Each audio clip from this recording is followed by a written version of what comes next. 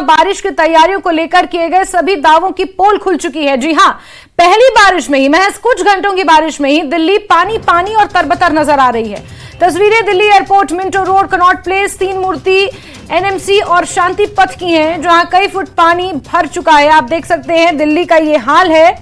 महज कुछ घंटे की बारिश में ही दिल्ली पानी में डूबी हुई पूरी तरह से नजर आ रही है। मानसून ने अभी पूर्णतः दस्तक दी भी नहीं है। उसके बाद दिल्ली में मानसून को लेकर किए गए दावों की ये पोल खुलती हुई इन तस्वीरों के जरिए आप देख सकते हैं। अंडरपास हो, सड़कें हो, ब्रिज हो, रेलवे ट्रैक हो, यहां तक कि इस बार एयरपोर्ट भी नहीं बचा है। एयरपोर्ट के T1 टर्मिनल की छत किस कदर गिरी है, एक शख्स की इसमें जान चली गई है, कई लोग जख्मी हैं। इसमें मुआवजे का ऐलान जरूर कर दिया गया है, लेकिन दिल्ली के हालात तरबतर नजर आ रहे हैं।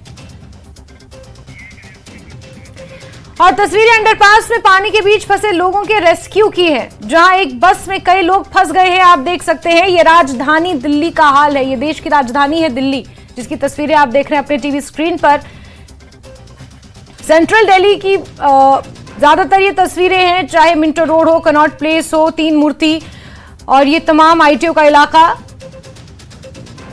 तिलक ब्रिज का ये इलाका, जहां पानी ही पानी हर तरफ भरा हुआ है। लोगों को पानी से निकालने की मशक्कत की जा रही है। दफ्तरों के लिए लोग लेट हो रहे हैं, अपने गंतव्य तक पहुंचने के लिए लोगों को दिक्कतों का सामना करना पड़ रहा है। और ये मॉनसून की दस्तक से ठीक पहले का दिल्ली में ये हाल है।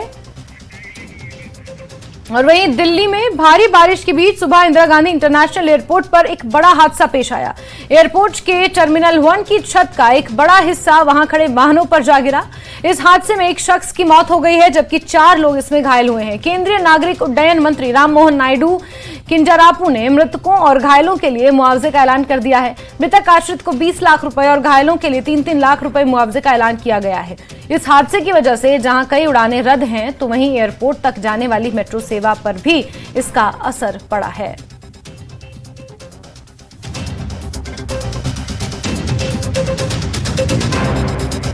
और चलिए यश का रुख कर लेते हैं। एयरपोर्ट से इसी खबर पर हमारे साथ जुड़े हुए हैं। जी यश, अगर पॉसिबल है तो तस्वीरें क्या हम देख सकते हैं? और साथ ही साथ 4 लोगों की इसमें 4 लोग जख्मी हैं, एक शख्स की जान चली गई है। क्या कुछ कहना है अथॉरिटीज का, और अभी फिलहाल मौके पर क्या स्थिति बनी हुई है?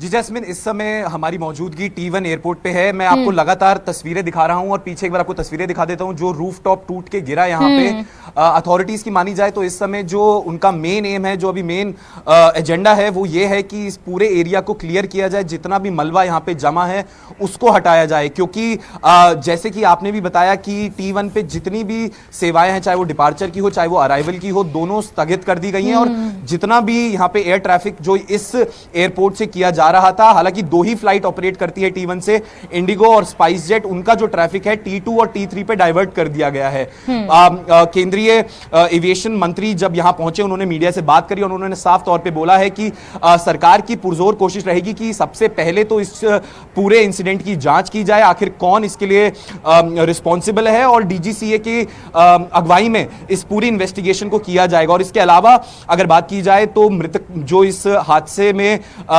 जिनकी डेथ हुई है, उनको 20 लाख रुपए का मुआवजा और 3 लाख रुपए उन लोग को दिए जाएंगे जो घायल हुए हैं। हालांकि स्थिति इस समय एयरपोर्ट पे जो है नॉर्मल है, और हम जो अपने सूत्रों के हवालों से जो समझ आ रहा है, T2 और T3 पे भी सारी चीजें सुचारू रूप से चल रही है। लेकिन अभी अथॉरिटीज के सामने एक बड़ा चैलेंज ये है कि अगर इस तरह की घटना सिर्फ कुछ चंद घंटों की बारिश से होती है, तो आने वाले समय में क्या हालात होंगे दिल्ली के। जैसे कि आपने बोला, चाहे वो एयरपोर्ट हो चाहे वो बाकी इलाके हो नेशनल कैपिटल के, सभी इस समय त्रस्त दिखाई दे रहे हैं। मेट्रो की सेवाओं में भी कहीं ना कहीं रुकावट है। मिंटो रोड से लेके आपके जो आउटर एरिया है नेशनल कैपिटल के दिल्ली के, वो सभी इस समय प्रभावित हैं बुरी तरीके से। बिल्कुल। साथ ही यश, अब एक बड़ा सवाल यह आता है कि जिम्मेदारी किसकी तय की जाए। जिस तरह से यह हादसा हुआ है, गनीमत रही कि यहां पर एक शख्स की जान चली गई। हालांकि एक शख्स की जान भी उतनी ही महत्वपूर्ण है, लेकिन अगर कोई बड़ा हादसा हो सकता था यहां पर, उसके लिए जिम्मेदारी किसकी तय की जाएगी? कोई कार्रवाई का जिक्र अभी तक आया है सामने?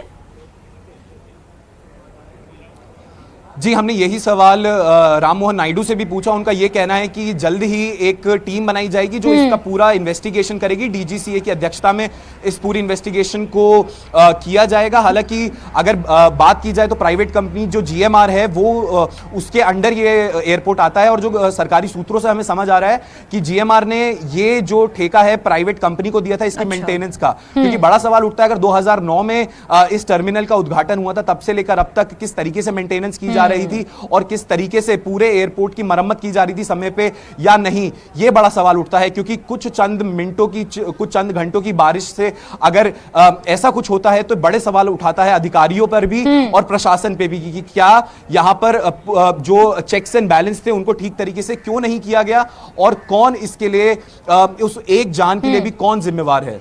ठीक है यश, एक आखिरी सवाल, यहाँ पर जिस तरह से ये T1 की छत गिरी है, अब रेस्क्यू का काम यहाँ पर जारी है, और साथ ही साथ कब तक ये माना जाए कि T1 से जो सुविधाएं हैं फ्लाइट्स की और अराइवल्स की और डिपार्चर्स की, वो कब तक सुचारू हो पाएंगी, दोबारा रिज्यूम हो पाएंगी, कुछ आइडिया?